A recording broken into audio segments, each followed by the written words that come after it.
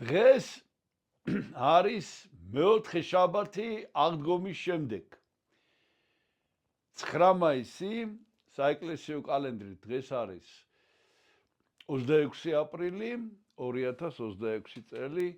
ქრისტე აღდგა. ქრისტე აღდგა. ქრისტე აღდგა.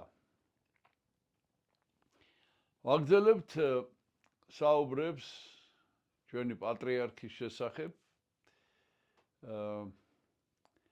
და სანამ გავაგრძელებ საუბარს, მინდა ერთი მცირე შესავალი გავაკეთო ისევ.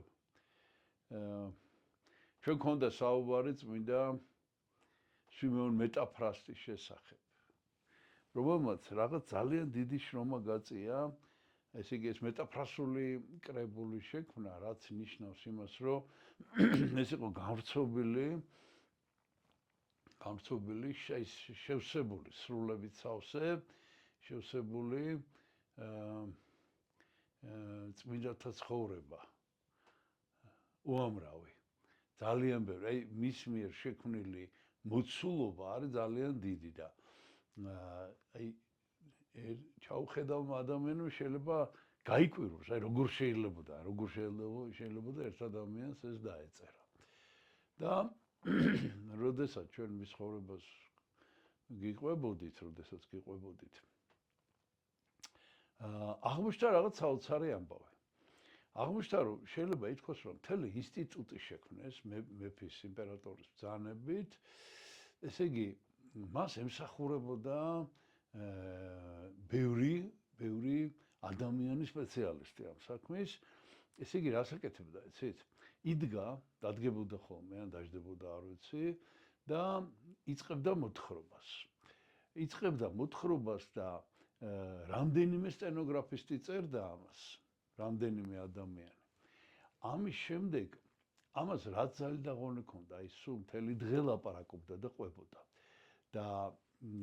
და ჯგუფი იყო რედაქტორების და მერე ჯგუფი იყო გადამწერების. ნუ მაშინ ეს ბეჭდვა და ის არ არსებობდა, ცხადია, ხო?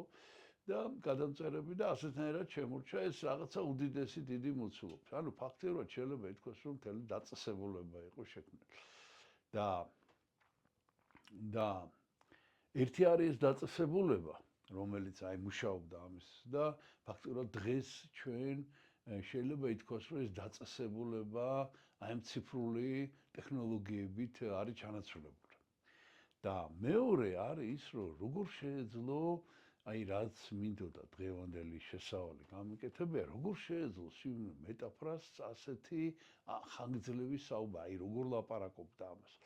როგორ და აი მე სწორედ ამის შესახებ მინდა დღეს გითხრათ, რომ მე მას ვთხოვდა ხმარებას და თან იცით როგორ არის. თითქოს ესე მგონია, რომ აი როდესაც მე თქვენ პატრიარქის შესახებ გიყვებით, აი ხანდახან ესე მგონია, რომ ვიხედები სადღაც აი საოცარ სამყაროში, სიღრმეში, რომლიდანაც არც გამოსულ ვარ მე არასოდეს და ვიხსენებ ამ ყველაფერს. აი რა იყო და როგორ იყო, რაც მახსოვს იმას გიყვებით და ეს საუბარი არ ვიცი, თავიდანვე ვთქვი, რომ არ ვიცი როდის დასრულდება, როდის მოგიყვებით ყველაფერს, რაც მე ვიცი პატრიარქზე. აი სვიმეონ მეტაფრასტმა ეს იცოდა წმინდანების შესახებ, იმიტომ რომ ერთი რომ მთელი ცხოვრება ესე იგი ამითი იყო დაკავებული შესწავლით და მეორე კიდევ ნუ მაშინ ასეთი პერიოდი იყო, რომ არ იყო ესე იგი ძალიან უყურადღებოთ იყო ეს საქმე და არ იყო ერთნაირად განხილული და შესწავლილი ყველა წმინდანის ცხოვრება და თან ის წმინდა ადამიანი იყო და გამოცხადება ჰქონდა და აი უფლის წყალობით მან ეს ყველაფერი ზეპირად იცოდა, რაც დაწერა. აი ზუსტად ასე მინდა გითხრათ, რომ მე კი არ ვიცი ზეპირად ეს ყველაფერი. მე ესე მგონია, რომ აი ვიხედები რაღაცა კონკრეტულ დროის პერიოდში, ჩემს გონებაში რაც არის შემორჩენილი და იქიდან გიყვებით ამბებს, მოკლედ ეს არის ეს მცირე შესავალი ჩემი.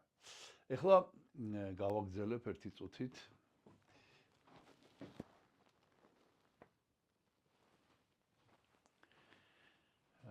ეხლა გავაგრძელებ საუბარს, ჩვენ ვისაუბრეთ 9 აპრილის შესახებ და პატრიარქის როლი 9 აპრილზე ჩემი თვალით დანახული, იმიტომ რომ ამ თემაზე თვითონ 9 აპრილზე და პატრიარქის მონაწილეობაზე ალბათ უამრავ ადამიანს ექნება მოსაყოლი და არსებობს კიდევაც ეს მონათხრობები და რა თქმა უნდა ამას ცალკე მკვლევარი ჭირდება კიდე რომ მოძებნოს ესეთი ადამიანები და ჩაწეროს და მოკლედ ეს თემა ცალკე თემაა. მე მინდა გავაგრძელო ეს საუბარი რა ხდებოდა მერე, აი მაგალითად 10 აპრილს რა ხდებოდა, 11 აპრილს რა ხდებოდა. ესე იგი, მე ძირითადად ვიყავი სიონის საპატრიარქო ტაძარში. გვიანობამდე ძალიან, აღარ მახსოვს, ალბათ კომენდანტის საათის დაწყებამდე და შემდეგ დილით ადრე, როგორც კი იხსნებოდა ქალაქი ამ კომენდანტის საათის გან, როგორც კი თავისუფლებოდა, მოვდიოდი ხოლმე ეს 2, 3, 4 დღე ალბათ შემდეგ კვირამდე, შეიძლება ერთი კვირაც, ეხლა ეს ზუსტად არ მახსოვს. მოვდიოდი და ვიყავი ხოლმე ტაძარში. მე რამდენადაც მახსოვს, პატრიარქი მობრძანდებოდა ხოლმე და იხდიდა ყოველდღე პანაშვიდს ტაძარში ამ 9 აპრილის შემდეგ და თვითონ 9 აპრილს იყო აი რაც ის მოგახსენეთ რაღაცა პანიკური შიში იყო და ზეწოლა იყო და ისეთი მოწოლა იყო ხალხის რომ ხო გეუბნებით აი საკურთხეველს როგორც ციხესიმაგრეს ისე ჭირდებოდა გამაგრება რომ არ შემოცვენილიყო ეს ხალხი ოღონდ შემოვარდნით არა კიდე ერთხელ მინდა გავიმეორო არამედ წნევით ადამიანები ერთმანეთს აწყვებოდნენ. დანარჩენ დღეებში ხალხმრავლობა იყო, სავსე იყო სულ ტაძარი და აი ეს პანაშვიდების გადახდა გრძელდებოდა თანდათანობით და ბოლოს როგორც დადგა ეს დღე, როდესაც ეს დაღუპულები დაასაფლავეს და სხვადასხვა ადგილზე დასაფლავდნენ ესენი და სიონშიც ეს ასეთი დიდი ხალხმრავლობა აღარ იყო და რამდენიმე დღის შემდეგ ეს კომენდანტის საათიც მოიხსნა და უკვე ფაქტიურად თავისუფალი გადაადგილების საშუალება იყო ქალაქში, ეს ჯარიც გაიყვანეს, იმიტომ რომ დამთავრდა თითქოს ეს პროტესტის ასეთი ფორმით გამოხატულება, მაგრამ ეს გრძელდებოდა მაინც. ეხლა მე ისევ პატრიარქს მინდა დაუბრუნდე, იმიტომ რომ მე ეს დღეები სულ სიონის ტაძარში ვიყავი და აი შემდეგ რა მოხდა. შემდეგ გავრცელდა ეს ამბავი, რაც არ ვიცოდით, რომ გამოუყენებიათ თურმე მომწამლავი გაზი. თან ეხლა ზუსტად ვერ გეტყვით ეხლა, მაგრამ რა ხმებიც დადიოდა მაშინ და როგორც გვიცოდით, ესე იყო, რომ ესე იგი ეს იყო რაღაცნაირი გაზი, მომწამლავი გაზი, რომლის რაღაცა შენელი რაღაც უნდა გითხრათ. ესე იგი, რომლისგანაც ყველა იმას აქვს რაღაცა ანტი ყველა წამალს, რაღაცა თავისი ან საწამლავს, ანტი რაღაცა საწამლავი, რომელიც გიცავს. და აი ამ გაზის ზემოქმედებისგან იცავდა ალკოჰოლი. ამიტომ ეს რუსი ჯარისკაცები იყვნენ ესეც რაღაცა მოფიქრებული საშინელი ის იყო, რომ ხა ადამიანს რომ გალესელი იმითი რა ქვია, ნიჩფით ჩეხავ, ნორმალური ადამიანი ამას ვერ გააკეთებს, ხო და აი ესე ვიცი, მე დღემდე სხვა ვერსია არ გამიგია.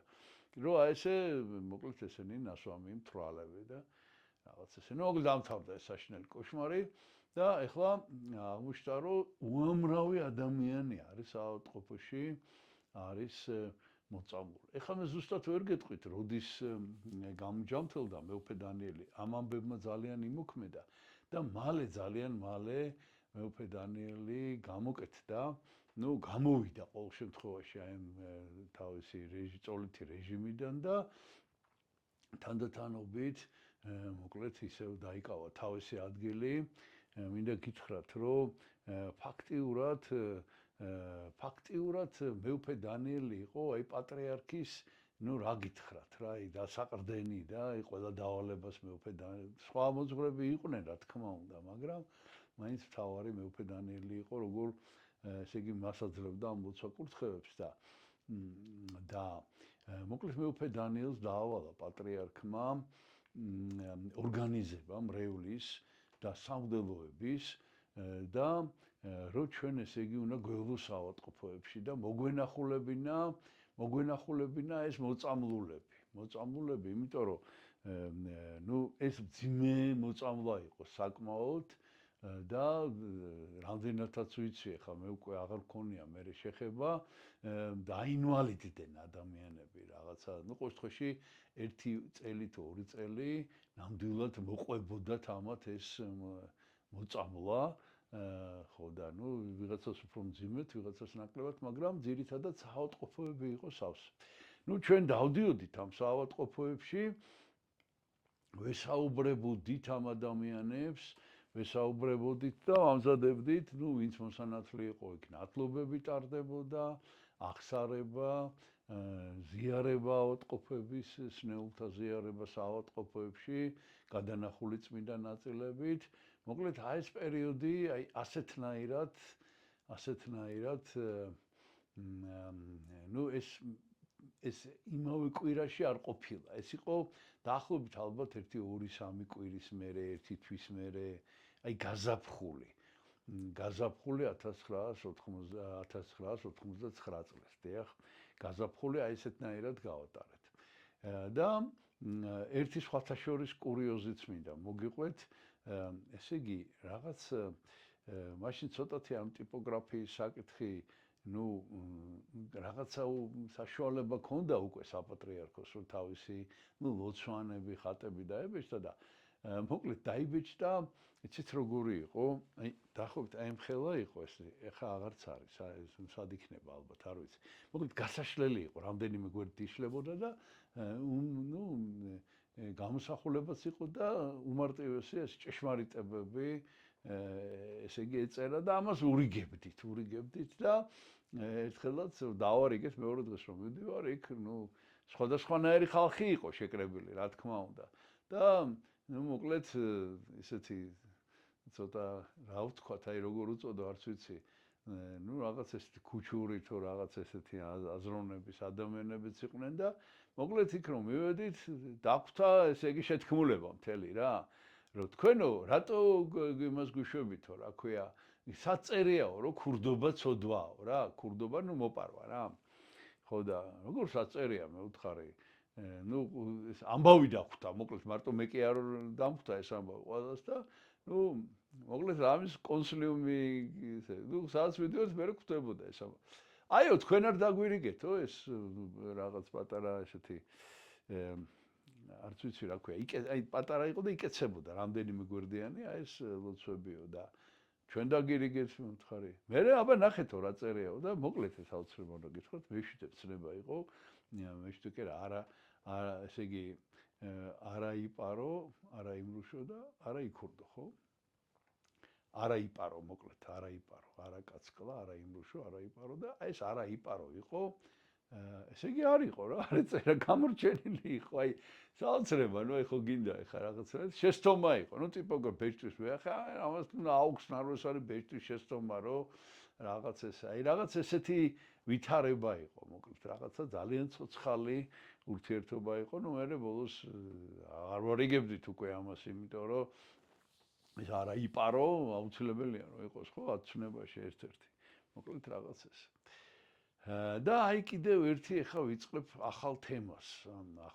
რომელიც ალბათ მე ვფიქრობ აი პირდაპირ მიმული არის 9 აპრილის თემასთან სანამ მეუფე დანიელი გამოჯამთელდებოდა და გამოვიდოდა პატრიარქმა მე დამიბარა და უკვე ნუ მე ხო სასულიერო აკადემიის სტუდენტი ვარ მსახურების დროს შეხება მაქვს თან ეს დღეები სულ ვიქავარ და პატრიარქმა დამიბარა და საოცარი რაღაცა მითხრა რომ რას ფიქრობთ თქვენ ამ წმინდა ნინოს გზაზე მოგზაურობის შესახებ ნუ მე მოგიყევით პირველად როდის მოვისმინე ეს იყო 1998 წლის ზაფხული როდესაც პატრიარქი დაბრუნდა ჯავახეთიდან და ესეთი საოცარი ამბები მოგვიყვა და და ნუ მაშინ ხო გითხარით ვიფიქრე რომ ალბათ ჩვენი შვილიშვილები თუ ივლიან. უცებ მეუბნება რომ აი ხა რომ დავიწყოთ ეს.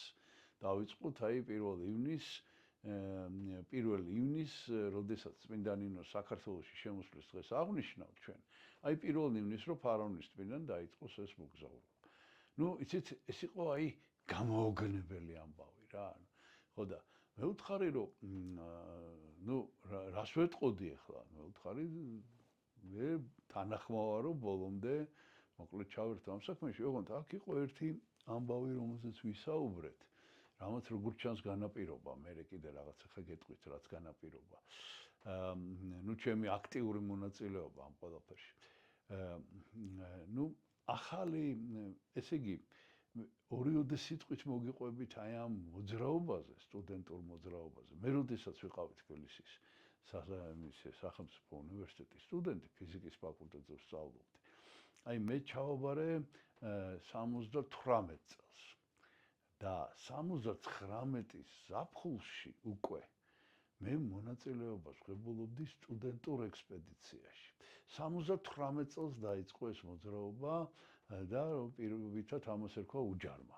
უჯარმის ციხის რესტავრაცია, ესე იგი, თვითონ სტუდენტების თაოსნობით. მერე სხვათა შორის იმდენად ყოვლის მოუცველი იყო და იმდენად ბევრ ადამიანს უნდოდა მონაწილეობა. ჯერ ერთი ეს უჯარმის ექსპედიცია იყო 78 წელს, დღესაც არსებობს სხვათა შორის ეს ჯგუფი და ის ადამიანები, ნუ ბევრი აღარ არის, რა თქმა უნდა, გარდაიცვალა, მაგრამ ბევრი ადამიანია დარჩენილი და დღესაც თელი ეს ჯგუფი არსებობს, ეს ერთმანეთში დაცულა, ესე იგი, თანამედროვე ტექნოლოგიების გამოყენებით, მოკლედ ამას ვამბობ და ნუ ეს ციფრული კავშირი, ნუ ეს Facebook-ი თუ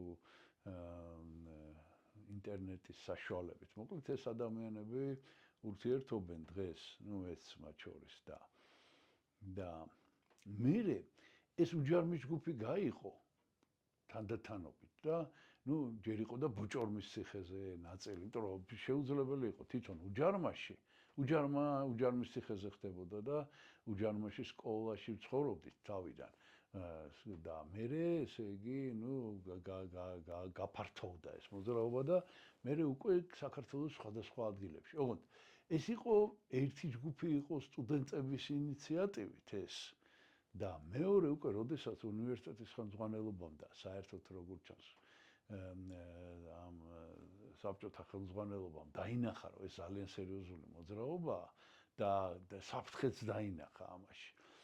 ეს არის ახლა ლაპარაკი, როგორც გითხარით 78 წლიდან მოყოლებული. მე ცოტა მოგვიანებით უკვე მე რო სტუდენტი უკვე ვიყავი, ნუ 80-იანი წლების დასაწყისში, აი ეს რაღაც ხანერად ერქვა, ოღონდ ახლა კარგად ვერ ვიხსენებ, აი ვარძიაში წაიყვანეს მაგალითად უკვე ოფიციალური ხელმძღვანელობის ოფიციალური უნივერსიტეტის ხელმძღვანელობა და ნუ შესაბამისად ხო გითხარით, ხელისუფლება იყო ჩართული და მათი ორგანიზებული იყო. ესეც ძალიან კარგი იყო, რა თქმა უნდა, მაგრამ ის, რასაც ახლა მე გიყვებით, ეს უჯარმა, ეს იყო აბსოლუტურად სტუდენტების ინიციატივიდან ფულსაც კი ვაგროვებდით ჩვენ ამისთვის, ანუ ეს დაფინანსების პრობლემა იყო და ძეგლთა დაცვის კომიტეტი იყო თვალსწრები მაშინ და გამოყვეს ნუ რესტავრატორი, რომელიც ჩვენთან ერთად უნდა ყოფილიყო, რა თქმა უნდა, მას ძალიან აინტერესებდათ. ეხლა მე კონკრეტულად არავის ხელს არ დავადებ, მაგრამ აინტერესებდათ რა ხდებოდა, რა თქმა უნდა და იყო ეს ჩანერგილი ადამიანი, მაგრამ ეს არაფერს არ უშლიდა ხელს, იცით? მოკლედ ჩვენ მე ამ თემაზე არ მინდა ეხლა. თავარი ის იყო, რომ ჯერ იყო და ამ უჯარმაში სკოლაში ცხოვრობდა, ჩვენ ვაკეთებდით ყველაფერს, საჭმელს ჩვენ ვიკეთებდით, ამ ორგანიზაციაში ჩვენ ვაკეთებდით ყველაფრისას. ნუ ბევრი 20-30 ადამიანის ერთად ცხოვრებას, ნუ ორგანიზება ჭირდება. მერე ეს ექსპედიციები, როგორც მოგახსენეთ, გამრავლდა, მაგალითად ყემლოვანში იყო, მაგალითად ნუ ძალიან შთამბეჭდავი ექსპედიცია იყო, ორჯერ ზედიზედ იყო ლამაზი საყდარი, ეს არის დვანისის რაიონში, ნუ ბედიანთან ახლოს, და მე კიდევ სხვა კი შემიძლია ჩამოგითხოვოთ. 7 წელი მოკლედ მე დავდიოდი ამ ექსპედიციებში სტუდენტობის დროს. ნუ კავთისხევში იყო, არა, კავთისხევში არა, უკვე კისისხევში, კახეთში იყო ორჯერ ზედიზედ ეს ექსპედიცია და ნუ აი ასეთნაირად იყო ჯგუფები გაიყო რა, მოკლედ უკვე. ჯგუფები გაიყო და ნუ მოკლედ ეს იყო რაღაცა არაჩვეულებრივი საშუალება თანამოაზრეებთან ურთიერთობის. ბევრი ადამიანი სხვათა შორის აი ამ ჩვენი ჯგუფიდან ძალიან აქტიური წევრი გახდა შემდეგ ეროვნული მოძრაობის. ერთ-ერთი მოკლედ ეს იყო. და მოკლედ გარდა ყველაფრისა, ეს იყო კიდევ გამოცდილება აი ნუ დღეს ესე ქვია უცხოური ტერმინია სახლის გარეთ, out of door. ესე იგი რა ხდება, როდესაც ადამიანი გადის სახლიდან და აი როგორ იცხოვროს ბუნებაში. ნუ მოკლედ აი ეს ბუნებაში ცხოვრების გამოცდილება კი ნამდვილად დაგვიკროვდა მაშინ ყველას ალბათ და მეც მათ შორის, იმიტომ რომ ამ უჯარმაში კი სკოლაში ვცხოვრობდით, მაგრამ როგორც კი უკვე სხვა ექსპედიციები მოიწყო, აუცილებელი იყო ესე იგი კარავებში ცხოვრება. ნუ კარავს ახლა ჩვენ არავინ არ მოგვცემდა, იმიტომ რომ ეს კარავიც თავისთავად ადვილი საშოვნელი არ იყო მაშინ, საბჭოთა კავშირია ჯერ კიდევ. ანუ ყველა ჩვენ ვცდილობთ რომ ჩვენი კარავი, ნუ ეს სიტყვა შოვნა, ესე იგი ძალიან აქტუალური სიტყვა იყო რა, ესე პირდაპირ მაღაზიაში ვერ მივხვიდოდი და ვერ იყიდიდი, კარგი არ იყიდებოდა არაფერი ხო და ნუ უნდა დადარაჯებულიყავი, უნდა რაღაც ნაცნობი ყოლოდა და მოკლედ ესე მეც მქონდა ჩემი კარავი, მოკლედ ამის თქმა მინდა, ოღონდ ეს კარავი, რომელიც მე მქონდა, იყო საბჭოთა წარმოების ბრეზენტის კარავი იყო. ძალიან ძიმე. არ ვიცი, რამდენი კილო იქნებოდა. ნუ იმ კარვით სიარული, ნუ და რა უნდა გვექნა. ეხლა იქ ექსპედიციაში ავტობუსით მიქონდა ხოლმე ეს ინვენტარი და მე როდესაც ფეხით გვინდოდა სიარული, ხრებით დავატარებდით ამას ყველაფერს რა. ოღონდ ეს კარავიც არ იყო საკმარისი, იმიტომ რომ ამ კარავში ჯერთი კარგად უნდა დაგეჭიმა, ძალიან აცეთი ნაოჭი არ უნდა ქონოდა, რომ წყალი არ ჩამოსულიყო, მაგრამ თუ დიდი ხანს გრძელდებოდა ეს ჭიმა, ნუ ცხოვრობდით ერთი თვე კარავში ცხოვრობდით. მაინც ჩამოვიდოდა, ამიტომ აუცილებლად ცელოფანი უნდა გადაგვეფარებინა, ეს ცელოფანი ცალკე უნდა გეტარებინა და მოკლედ ხა მე ისეთ დეტალებს გიყვებით, რაც ახლა აი პატრიარქთან საუბრისას მე ძალიან გამომადგა და გარდა ამისა, ესე იგი, კიდევ ნუ აქ არის საუბარი კვების ორგანიზაციაზე, ხო? ნუ ჩვენ ესე იგი ვიკრიბებოდით ეს სტუდენტები წინასწარ, სანამ წავიდოდით ხოლმე ამ ექსპედიციებში და ჩამოვწერდით რა გვჭირდებოდა,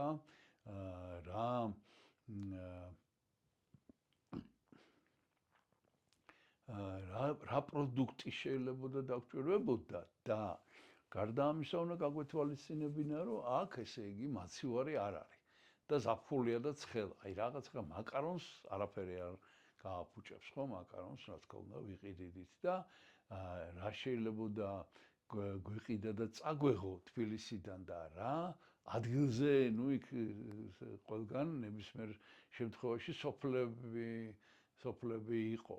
და ამ სოფლთან ურთიერთობა გქონდა და სოფლში ყოველდღე რაღაცას ყიდულობდით ხოლმე.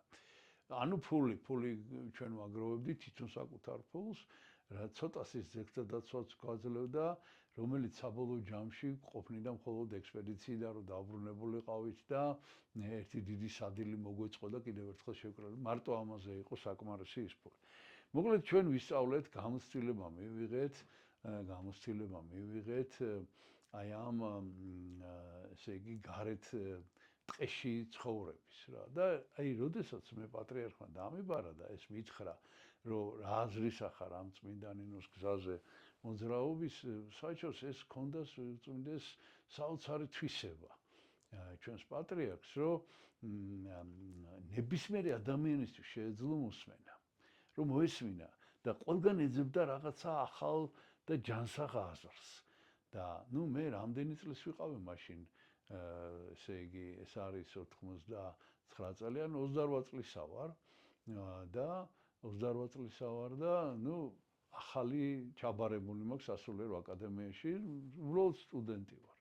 აი მიუხედავად ამისა, პატრიარქმა, ძალიან დიდხანს ვისაუბრეთ, გამომკითხა ყველაფერი, მე ვთხარი რომ მე მაქვს ეს გამოცდილება ექსპედიციებში მონაწილეობის, იმიტომ რომ ძალიან ესეთი ნათელი პერიოდი იყო ეს ჩემ ცხოვრებაში, აი მთელი წელი რომ სწავლობ, მთელი წელი რომ ქალაქში ხარ და მე ერთი თვე რომ აი გადიხარ, ესე იგი, აი ბუნებაში რაღაც ერთადერთი გამონათება იყო ფაქტიურად, სადაც აი ეს შეზღუდვები, ესე იგი, საბჭოთა კავშირის ეს შეზღუდვები არ იყო იქ ფაქტიურად ტყეში, რასაც გინდოდა, იმას იტყოდი, იმას გააკეთებდი რაღაც ესე. ხოდა იმას ვამბობდი, რომ როდესაც ეს მოისმინა პატრიარქმა, ესე იგი, საოცარი რაღაც გააკეთა. შებძანდა თავის ალბათ ოთახში თუ რაღაცა და გამომიტანა საქაღალდე თეთრი, აი, თაბახის ფურცელი რო ეტევა იმ ხელა.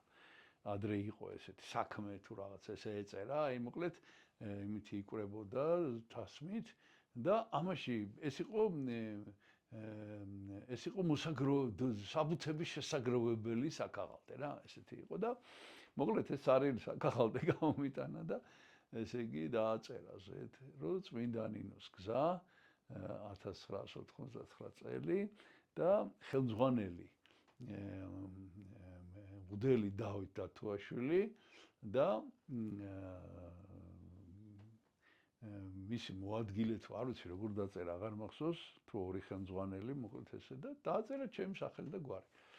ესე იგი, თქვენოდ ამას ვერ აი, ანუ ფიქრობდი მეუფე დანიელს როგორ შევხედო თვალებში, ხა ესე მის არ ყოფნაში, აგერ დავნიშნეს ესე იგი, მის თანახელმძღვანელად თუ რაღაცა. და თან ის რომ ეს გზა უნდა დაწყებულიყო, ჯერ არ იყო ეს, ვერ იქნებოდა საჯარო ინფორმაცია, მოკლედ ამის თქმა მინდა რა. ხო და მოკლედ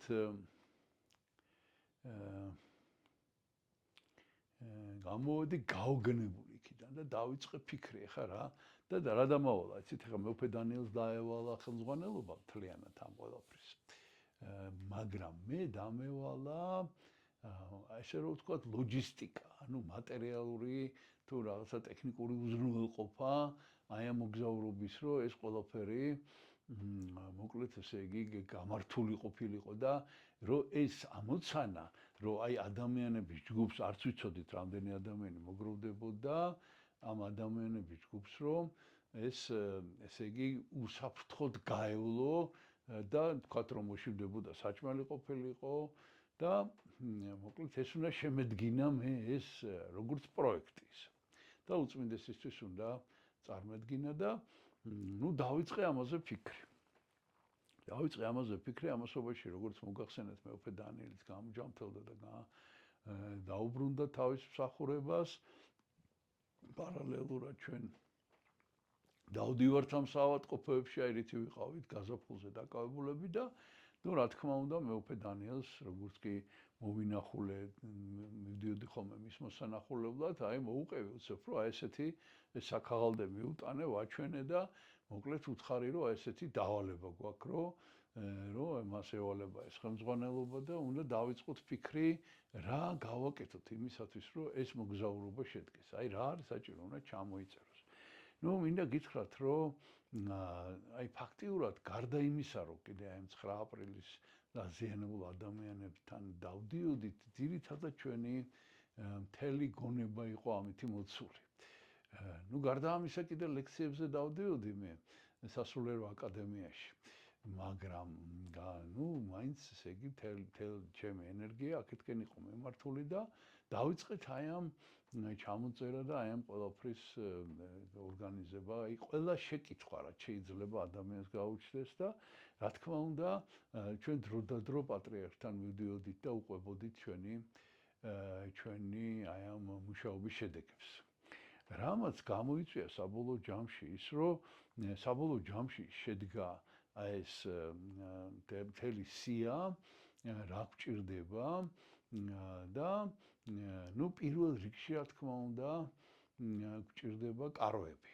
პირველ რიგში, იმიტომ რომ ჩვენ არ ვიცით სად მივდივართ. ისიც კი არ ვიცით ჩვენ სად უნდა ვიაროთ, იმიტომ რომ აი პატრიარქის ესე იგი რა მინდა გითხრათ, იცით რომ საოცარი მისი სიმამაცე არის ამაში. ამაში კი არა, აი ყველა გადაწყვეტილებაში, რომელსაც ის წყვეტდა, იგივე სასულიერო აკადემიის გახსნა, იგივე რა ვიცი, აი უამრავი. ეს რაც მოგახსენეთ ხატების მოგზაურობა, უნდა გაბედო ეს რომ ესა და ეხლა ამ ხელა რაღაც პასუხისგებლობის თავის თავზე აღება, რომ ეს ამდენი ხალხი თან არ ვიცით ეს ხალხი ვინ იქნება. არ ვიცით როგორ გაუძლებენ ამ ფეხიც უნდა ვიაროთ რა. ხო და თან ესე იგი აი პატრიარქმა გაუკეთა სრული აბსოლუტურად მატერიალური უზრუნველყოფა. ფაქტიურად საპატრიარქოც არ არსებობდა მაშინ როგორც ინსტიტუცია. პატრიარქმა დააფინანსა მოკლედ ეს ეკლესიის ხარჯით. ეხლა რა დააფინანსა, ნახეთ. პირველ რიგში მე ვთხარი, რომ თუ ჩვენ დავავალებთ ყველა ადამიანს, რომ თავის საძილე ტომარა კონდეს, ხა ყველა საძილე ტომარას არ ვიცი, რაღაცა გონი ვიყიდეთ კიდევაც, კი როგორ არა, ხა გამახსენდა. საძილე ტომრები, მე საძილე ტომრის ქვეშ დასაფენი, მაშინ ამ სიტყვას ხმარობდით, პარალონი, რომელიც იყიდებოდა ასევე, ესენი ყველაფერი, მაშინ იმ პერიოდის ინვენტარი, ძალიან ძიმე არის ფიზიკურად რა. დღეს ეს არის გაი გრამებია რაღაცა ის ვთქვათ, კარავი 9 კილოიანი შეიძლება იშოვო, თუ დაინტერესდები, საძილე ტომარა, ბუმბულის თბილი და მსუბუქი 1 კილო მაგალითად და ეს მაშინ კილოგრამები იყო რა ბევრი და დავიწყეთ ახლა ამ ყველაფრის ზებნა და მე აღმოვაჩინე, რომ სადღაცა მოკლედ რუსთავისკენ რაღაც ბაზა ყოფილა სპორტული ინვენტარის და მიუღიათ რაღაცა ახალი კარვები. ესე იგი, ეს იყო იმ დროისათვის საუკეთესო კარვები, ლეგიონერი ესე ერქვა ამ კარავს. როგორი კარავი იყო, იცით, დიდი კარავი იყო, ერთი ადამიანი ვერ წამოიღო, ხა იმის ტარება ზურგით წარმოუდგენელი იყო, აუცილებლად ტრანსპორტი უნდა ყოლოდა. მოკლედ ეს ლეგიონერები შევიძინეთ, ეხლა როგორ შევიძინეთ უნდა მოგახსენოთ, ეს არის პოლონური კარვები იყო, რომელშიც 3, 4, 5, 6 გაჭირვებით ადამიანი დაეტევოდა. მოკლედ ეს ლეგიონერები ძვირი ღირდა საკმაოდ და იცით აი ეს არ მავიწყდება. ხელები მიკანკალებდა რა, პატრიარქთან ერთხელაც რომ მივედი, მოუყევი რომ იცით აი თქვენ უწმინდესობა, აი აქ მიუღიათ ესე იგი სადღაც ამ ბაზაში პოლონური და იმედია რომ იქიდან შეიძლება შეძენა.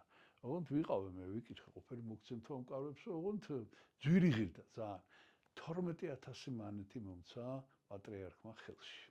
ცოცხალი, ესე იგი აი ფული რა. ესე იგი, იცით ეს რამდენი ფული იყო მაშინ? აი მაშინ ესე იზომებოდა მანქანებს, ხა მანქანა დღეს რო არის, ესე კი არ იყიდებოდა. მანქანა რიგში დამდგარიყავი, როდის მოგიწევდა და აი ასეთი რიგში დამდგარი ადამიანი წლები იდგენ რიგში და მაგალითად ეს ჟიგული ერქვა მანქანას, რომ შედარებით უკეთესი მანქანა იყო და ეს უბრალო მარტივი ჟიგული 5000 მანეთი ღირდა, 5500. და ეს იყო აი რაღაცა ეს. ვოლგა ყველაზე კარგი მანქანა, რომელსაც უბრალოდ ვერ იყიდიდი, ეს მარტო ნომენკლატურას, ესე იგი შეეძლო ყიდვა, ის 15000 ღირდა მაგალითად რა. ხო და ეს ძალიან მაღალი ფასებია, ძალიან მაღალი შემსყიდველობითი ეს ქონდა. ფულს ჯერ კიდევ მაშინ, მე ძალიან გაუფასურდა ფული 90-იან წლებში და ეს რუსული რუბლებზე მაქვს ლაპარაკი, ანუ საბჭოთა მანეთს ეძახით. 12000 მანეთი მომცა, მოკლედ არ ვიცოდი, აი რომ დავდიოდი აქეთ-იქით ვიხედებოდი, რომ აი ამდენი ფული ცხოვრებაში ხელში არ მჭერია არასოდეს. სასწრაფოდ წავედი, გავემგზავრე იქა და ერთი სული მქონდა, სანამ ჩავაბარებდი ამ ფულს იქა და გადავიხადე ეს ფული და რაღაც ტრანსპორტი ვიქირავეთ თუ რაღაცა და წამოვიღეთ მოკლედ ეს კარვები. გადასარევი კარვები რა და უკვე ეს ერთი საკითხი, აი ხა ერთ დეტალს გიყვებით მაგალითად როგორ მოხდა ეს ყველაფერი. ამის შემდეგ ესე იგი რა თქმა უნდა, ხა პროდუქტი უნდა შეგვეძინა, ხა ესე იგი მე ამ ყველაფერს წარმოიდგინეთ პატრიარქს უთანხმებ ამ დეტალებს და გარდა იმ 12000-ისა კიდე რამდენი თანხა გადაიხადა, ეხა ამას ვერ გეტყვით უბრალოდ, ჩვენ მაქსიმალურად ვცდილობთ რომ იაფად ვიშოვოთ ყველაფერი და ეხა ამასაც მოგახსენებთ. მაგალითად ჯგუფის წევრებისთვის უკვე როდესაც გამოიკვეთა დაახლოებით ეს ჯგუფი რა იქნება და ვინ იქნებიან, ჯგუფის წევრებისთვის მაგალითად აი თქვა თერმოსები შევიძინეთ, იმიტომ რომ ფეხით მოდიხარ, ხო? ეხა იქ საჭმელს არ ქონდა იმის იმედი, რომ ეხა ვიღაცა დაგვახვედრებდა რაღაც გამზადებას. ჩვენ უნდა გავკეთებინ. და მაგალითად აი რაზე უნდა ავადუღოთ წყალი, მაშინ ელექტრო ხელსაწყოები არ გამოდგება, იმიტომ რომ ესე გარეთა ვართ და აი ეს როგორც ამ ექსპედიციებში ცხოვრობდით, მოკლედ ფაქტიურად ეს გამოცდილება ძალიან გამოადგა და მაგალითად რამდენიმე ყუთი შევიძინეთ თერმოსი. თერმოსი ეხლა არაჩვეულებრივი თერმოსები იყიდება, იშოვება, ამასაც შოვნა უნდა რაღაცა განსაკუთრებული თვისებების, რომ რამდენიმე დღე ინარჩუნებს ცივ წყალს, ცივ ტემპერატურასაც და ცხელსაც. ესეთი თერმოსები არსებობს, მაშინ ეს ყველაფერი არ იყო პლასმასის თერმოსები იყო, რომელსაც შიგნით თხელი მინის, ესე იგი, სარკესავით იყო შიდა მხარე თერმოსის და ეს იყო თერმოსი და ეს ირეკლავდა და რამდენიმე ხანი ინარჩუნებდა, მოკლედ ამას არ ვიცი, ამ სითბოს თუ რაღაცას, მოკლედ თერმოსები აუცილებელია და კიდევ ეხლა მე რო გადავალ ჯერ ამას მოგიყვებით სხვა სამზადის, მე ამ პროდუქტებზე მოგიყვებით ამბებს. მოკლედ გარდა ესე იგი იმისა, რომ მოკლედ აი ვაგროვებთ ამ ინვენტარს, გარდა ამისა, აბსოლუტურად აუცილებელი დადგა დღის წესრიგში ის, რომ აი მანქანით რომ გავიაროთ მაინც, მანქანით ის გზა, რომელიც მე ფეხით უნდა გავიაროთ, წარმოდგენა რო გქონდეს რა, იმიტომ რომ ეხლა რა შეასაქმე, მე მოგახსენეთ, რომ ეს ფარავნის ტბა და საერთოდ ის მხარე საერთოდ ესე იგი განსაკუთრებული მეთვალყურეობის და დაცვის ქვეშ არის, იმიტომ რომ სასაზღვრო ზოლია. და ესე იგი იქ შესვლა საშვი ჭირდება, სპეციალური საშვი, რომელიც რამდენიმე დრო უნდა და გაგვიკეთეს ეს საშვები და მოკლედ გადაწყდა, რომ პატრიარქი გვაგზავნის, მეუფე დანიელს და მე გვაგზავნის მანქანით. მანქანა ეს არის დღეს კიდე არსებობს ესეთი მანქანები, ნამდვილი სახელი ამ მანქანის არის უაზ. ესე იგი ურალის ავტო ურალსკის, უბრალოდ ურალსკი არა, ურალსკ ესეთი ქალაქი იყო და იქ იყო ქარხანა მანქანების მაღალი გამავლიანობის და ვილის ვეძახდით ჩვენ ამას, ვილის, ოღონდ ეს ვილისი ჩვეულებრივი მანქანა იყო და ეს იყო კიდევ ამას რაღაც ესეთი ზედმეტ სახელი ჰქონდა ტაბლეტი ამ მანქანას, იმიტომ რომ ესეთი დღევანდელი მიკროავტობუსები რო არის, მოკლედ დღევანდელი მიკროავტობუსები ამ ტიპის მანქანა იყო, ოღონდ ესე იგი არ იყო კეთილმოწყობილი და მაღალი გამოვლენობის იყო, ძალიან ორხიდიანი იყო, წინა ხიდი ჰქონდა უკანა, ყველგან შეეძლო და ეს ყავდა საპატრიარქოს ეს მანქანა, რაღაცა ძველი გაუბედურებული მანქანა იყო რაღაც. ისეთი კარი რო კარგად არ მიაჯახუნო რაღაცა და კიდევ საპატრიარქოს ყავდა მძღოლი დიმიტრი. ეს დიმიტრი ძალიან ღმერთმა აცხონოს, ალბათ უკვე აღარც არის ცოცხალი, იმიტომ რომ ასაკოვანი იყო შედარებით მაშინ. ჩვენზე უფროსი იყო ყოველ შემთხვევაში და ეს დიმიტრი მერი თუ ძღოლი გჭირდებოდა, ყველგან იყო დიმიტრი და ამ დიმიტრის ახლა ესე რომ თქვა თან ხასიათი ჰქონდა თავისებური და დიმიტრისთან საერთო ენა უნდა გამოგენახა რა, რომ კარგად ჩატარებული ყოფილიყო. დიმიტრის დაევალა ეს რომ წავეყვანეთ, აი ეს მანქანა გამოგვიყვეს, ეს უაზი და ესე იგი ესეც ახლა რამდენიმე დღიანი მოგზაურობაა, 3 დღიანი დაახლოებით ესე გვაქვს დაგეგმილი და აქაც რაღაც აგზალი უნდა წავიღოთ, აი რაღაც ეს ყველაფერი, ეს ყველა მთელი პასუხისმგებლობა მოკლედ პასუხობრივად რეკლამე დამავალა და ეს უნდა მოგიყვეთ ეს მოგზაურობა, ეს როგორ ჩაიერა. ფაქტიურად ამან განსაზღვრა მე მთელი ეს მინდანინოს გზა, ხო და ეს აღარ მახსოვს ახლა ზუსტად რა რიცხვებში იყო, მაგრამ თუ ის 1 ივნისს უნდა დაწყებულიყო, ეს რაღაც 1-2 კვირით ადრე ალბათ. გავიმგზავრეთ თბილისიდან და და ამ წალკის გზით, ესე იგი დღეს ამ მოკლე გზას ვეძახით ფარავნის პოსტთან, წალკის გავლით უღელტეხილი გადავიარეთ.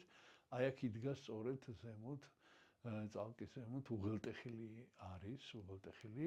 აი უღელტეხილზე იყო სამხედრო ნაწილი. გავიარეთ მოკლედ ეს სამხედრო შემოწმებაც ამ სასაზღვრო ჯარებთან და ნუ შეგვიშვეს ტერიტორიაზე. შევედით ამ ტერიტორიაზე, გავიარეთ ეს ფარავნის ტბა, ვნახეთ სხვათა შორის მე გამომრჩა თავის დროზე რომ მომეყოლა და ეხა მოგიყვებით ამას. სინამდვილეში ეს არ იყო პირველი მოგზაურობა ამ ფარავნის ტბაზე 88 წლის შემოდგომაზე. ესეც კიდე პატრიარქთან არის დაკავშირებული, რა თქმა უნდა, იმიტომ რომ როგორც მოგახსენეთ, პატრიარქმა შეიძინა სახლი საპატრიარქომ სოფელ ფოკაში, ფოკანი და აი იმ ტაძრის ახლოს, რომელიც მე დღეს უკვე აღდგენილია და იქ დედათა მონასტერია დღეს, ფოკის წმინდანინოს დედათა მონასტერი და მოკლედ ეს სახლი შეიძინა და ეს სახლი ხო არ უნდა ყოფილიყო ესე ცარიელი და ვიღაცას უნდა ეცხოვრო და მამა ტარიელ სიკინჭალაშვილი გააგზავნა პატრიარქმა. ესეც ერთ-ერთი აი მის გარემოცვაში ერთ-ერთი ყველაზე ერთგული ადამიანი ვინც იყო, რომელიც აი ბოლომდე მზად იყო, მიუხედავად იმისა, რომ ცოლშვილი ყავდა, მიუხედავად იმისა, რომ მსახურობდა, აღარ მახსოვს მაშინ კი მღვდელი იყო, როგორ არა, მაშინ უკვე იყო მღვდელი და მოკლედ, იმიტომ რომ მე ერისკაცობიდან ვიცნობდი უკვე მამა ტარიელს და მოკლედ მამა ტარიელი არის გაგზავნილი და ცხოვრობს იმ სახლში და პატრიარქმა ჩვენ აი წარმოიდგინეთ მისი ყველაზე და ყველაფერზე რო ფიქრობს, აი ეს 4 შაბათობით რო ვიკრიბებოდით მეუფე დანიელის ხელმძღვანელობით 88 წლის უკვე გვიანი ის იყო შემოდგომა, გაგვაგზავნა ეს ჯგუფი რომ აბა ნახეთ მამა ტარიელი როგორ არის. მამა ტარიელი როგორ არის და ნუ ჩავედით მამა ტარიელის სანახავად. ისევ ესე წინასწარ საბუთები გავაკეთეთ, ისევ დიმიტრიმ წაგვიყვანა, ოღონდ საპატრიარქოს პატარა ავტობუსი ყავდა, ყვითელი ავტობუსი იყო რაღაც. სარეისო ავტობუსები დადიოდნენ ესეთი პაზიკი ესე ერქვა, პაზ. ეს პაზ რომელიც ავტო რა ქვია ქარხანა არის, არ ვიცი, პეტროპავლოვსკის. არა, ტყილა არ ვიტყვი ხა, პაზიკი არ მახსოვს, ნუ პაზიკი ერქვა. ხო და აი ამითი წაგვიყვანა ამ ერთი ავტობუსით და ეს იყო რაღაცა საოცარი, პირველად ჩავედით. მე ადრე ვიყავი 78 წელს ერთხელ უბრალოდ გავლით ნამყოფი, მაგრამ ეს იყო სკოლა რო დავამთავრე მაშინ. და ეს ჩემი ურთიერთობა ჯავახეთთან მაშინ დაიწყო და ეხა ჩავედით მოკლედ ამ სოფელ ფოკანში. ესე იგი როგორ გითხრათ რა? მე ჩემს დაბეჭდილებას მოგიყვებით როგორი იყო. ესე იგი რომ გადმოვედით ამ ავტობუსიდან. ნუ ეს სოფელი ფოკანი მერეც სხვათა შორის 92 წელს ეს მონასტერი დაარსდა და აი რო ჩავედით, ნუ ძალიან აგრესიული სოფელი იყო. ძალიან აგრესიულები იყვნენ. მე როგორც გავიგეთ იმ მხარეში 3 სოფელი იყო ესეთი. 3 აი აუღებელი ციხესიმაგრე, ეს არის სოფელი ფოკა, კუმურდო და კიდე დანოვაკანი ერქვა, დღეს სომხეთის საზღვართან არის სამება ქვიან სოფელს. სამება არა, სამების გვერდზეა მოკლედ. დღეს აღარც ვიცი დღეს რა ქვია ამ სოფელს. ხო და მოკლედ რომ ჩავედით, გადმოვედით ავტობუსიდან, ეხლა კი არაფერს ველოდით, ისეთი არაფერი კონფლიქტი არ ყოფილა, მაგრამ ეს სოფლელები შემოგვეხვიან. და იცით, ისეთი უცხო იყო ეს ყველაფერი, აი იმდენად უცხო ხალხი იყო, რომ ეხლა ერთ ადამიანზე მოგიყვებით, არაფერი ისიც ასაკოვანი კაცი იყო, უბრალოდ მოვიდა ჩვენთან პირველი რომ ვინახართ და რატო ჩამოხედით, ნუ ახლა ბუნებრივი კითხვაა, ხო? როგორი ადამიანი იყო, იცით? ესე იგი, მე პირველად ვნახე ცხოვრებაში იასამნისფერი, აი ღია ჭახჭახა იასამნისფერი კოსტიუმი ეცვა, ოღონდ ეს იყო კოსტიუმი როგორ პიჯაკი და შარვარი, ხო? ხო და ეს იყო ოღონდ მისი ჩვეულებრივი ყოველდღიური ტანსაცმელი, იმიტომ რომ ხო არ იცოდა რომ ჩამოვდიოთ, ეხლა სპეციალურად კი არ გამოიპრაჭა, ამითი დადის რა ადამიანი სოფელში. ხო და ეს გალსტუქი ეკეთა თუ არა არ ვიცი, მაგრამ სათვალეები ქონდა კიდე, აი ძალიან სქელი, ისე მინებით, ეთყობა კარგად ვერ ხედავდა, ხო და ესე იყურება ესე მოწყვეტილი გველაპარაკება და ჩვენც ხარ რა თქმა უნდა გავეცით პასუხი და მე მამა ტარიელი დაგვწევდა და მიგვიყვანა აი ეს სახლი პირველად მაშინ ვნახეთ რომელიც საპატრიარქომ შეიძინა. მამა ტარიელი ახლა რა თქმა უნდა რისი მამა ტარიელია თუ არ დაუმეგობრდება იქ ვიღაცებთან უკვე დამეგობრებულა და აი პირველი ძალიან საინტერესო რაღაცა გვაჩვენა ესე იგი ესენი სოფლელები ახლა როგორ გითხრათ აგრესიულები არიან მაგრამ ახლა როცა ადამიანი გასაჭირშია იქ წესია ესეთი რა თაში რომ ვინც არ უნდა იყოს აუცილებლად გეხმარებიან რა იმიტომ რომ გასაჭირში ყოფი ადამიანი ხელშეუხებელია რა ახლა როცა ღონიერი ხარ და იარაღით მიდიხარ ის ინც იარაღით დაგვდებიან მაგრამ როცა ესე და მამა ტარიელი მოკლედ ესე მარტო იყო იქ საჭმელი ქონდა არც არაფერი და ერთი ადამიანი იყო რომელიც მე გახდა მოგვიანებით სოფლის გამგებელი ეხლა სახელსაც ვერ ვიხსენებ იმისას და მოკლედ ეს დაუმეგობრდა მამა ტარიელს და მოუტანა საჭმელი ოღონდ როგორი საჭმელი მოუტანა იცით რომელიც ინახება ეხლა იქ არც მაცივარი ქონდა იმას კი ეხლა ზამთარში შემოდგომაზე გარეთ უკვე გრილა მაგრამ რა მოუტანა იცით აი 3 ლიტრიანი შუშის ქილით მოუტანა შემწვარი ხორცი. ოღონდ როგორ? ესე იგი ეს როგორ წვადი იწვება ეს ხორცი, ჩალაგდება და მე გამდნარი ერბო კი არა, ქონი, თავისი ქონი გამდნარი ესხმება ცხელი. და ეს ცივდება მე და აი ამაში, მე თუ გინდა გააცხელებ თუ გინდა, ინახება, არ ფუჭდება მოკლედ რა ეს ახლა მოკლედ იმას ვამბობ, რომ აი როგორ იცხოვრო გარეთ. როცა არ არის ეს ცივი პირობები ცხოვრების და აი მამა ტარიელი მოკლედ მოვინახულეთ ესეც პატრიარქის კურთხევით, ერთი დღით ვიყავით ჩასულები, გავახარეთ, ჩვენ ჩაუტანეთ რა თქმა უნდა აქედან პატრიარქმა გაგვატანა, პატრიარქის გატანება, აი რაღაცას რომ გაგატანს, ეს იყო საოცრება კიდე. საოცრად უხვი იყო რა, აი ცალობით და იმით კილოგრამობით კი არ ვიცი, თქვათ აი ერთი ტომარა შაქარი, თქვათ ერთი აი რაღაცა ესე პროდუქტი, ეხლა ვერ გეტყვით რო არ გამოვიგონო რა გაგვატანა, მაგრამ ერთი ავტობუსი ნახევარი ჩვენ ვიყავით ნახევარი ეს პროდუქტები მამა ტარიელისთვის. მოკლედ ეს გამომჩა მე თავის დროზე რომ მომეყოლა, მაგრამ ეხლა კარგ დროს გამახსენდა, იმიტომ რომ ჩვენ ეხლა კიდე უნდა გავიაროთ იქა ამ მანქანით და მოკლედ ესე იგი საზღვარი გადავკვეთეთ მამა ტარიელი არ მახსოვს გავიარეთ თუ არა, ალბათ კი გავივიდით, მოვინახულებდით, მაგრამ თავარი ჩვენი მიზანი იყო, ესე იგი, რომ აი სად ვრჩებით ღამე. ეს საკითხი მე სულ იდგა დღის წესრიგში. სად უნდა დავრჩეთ ღამე. და მოკლედ რო ჩავედით. დღე იყო ჯერ კიდევ ახალქალაქში, აი ამ გზით ესეც გზას გავყევით, თორე ხო გონთ არც რუკა არსებობს, არც არაფერი კითხვა კითხვით. ნინო წმინდა გავიარეთ და ახალქალაქში ჩავედით. ნინო წმინდა ჯერ არ ქვია, უღონთ იმას ქვია ბოგდანოვკა, ეს მერე უკვე როდესაც ხელისუფლება შეიცვალა, მერე შეიცვალა ეს სახელები, ახალქალაქს კი ქვია ახალქალაქი. ჩავედით ახალქალაქში. და ესე იგი აი დღეს ბოლო სიუჟეტი მინდა მოგიყვეთ და მერე გავაგრძელებ კიდე საუბარს. ჩავედით ახალქალაქში და მეუფე დანიელმა თქვა, რომ მოდიო გადავიდეთო მანქანიდანო. იქ საკომერციო ბაზარი არსებობს ცენტრ ქალაქის ცენტრში და ამ ბაზართან გადავიდეთო და მოდი ფეხით გავისეირნოთო ქალაქში. ფეხით გავიაროთო, რომ ეგება ვინმე ქართველს გადავეყაროთ. არავის არ ვიცნობთ რა წარმოიდგინეთ და ეხა დღევანდელი მონაცემებით 11,000-იანი ქალაქი, 11,000 ადამიანი ცხოვრობს ამ ქალაქში და ეხა დღეს კი არის ქართველებს ბევრ შეხვდებით, იმიტომ რომ სამსახურ, ესე იგი, ადგილები გაიხსნა. და ბევრი ადამიანი ჩამოვიდა სამუშაოდ, მაგრამ მაშინ სულ ძირითადად 30 ქართული ოჯახი იყო 11,000-იან ქალაქში და აი ესე კანტიკუნტად ჩვენ მერე გავიგეთ, ქართული სკოლა არსებობს, თორემ ქართული დირექტორი ყავს, ეს ყველაფერი მერე გავარკვიეთ, მაგრამ პირველად ესე იგი ესე აი ალბედზე აი სრულებით უცხო ქვეყანაში ვართ რა. უცხო ქვეყანაში სრულებით.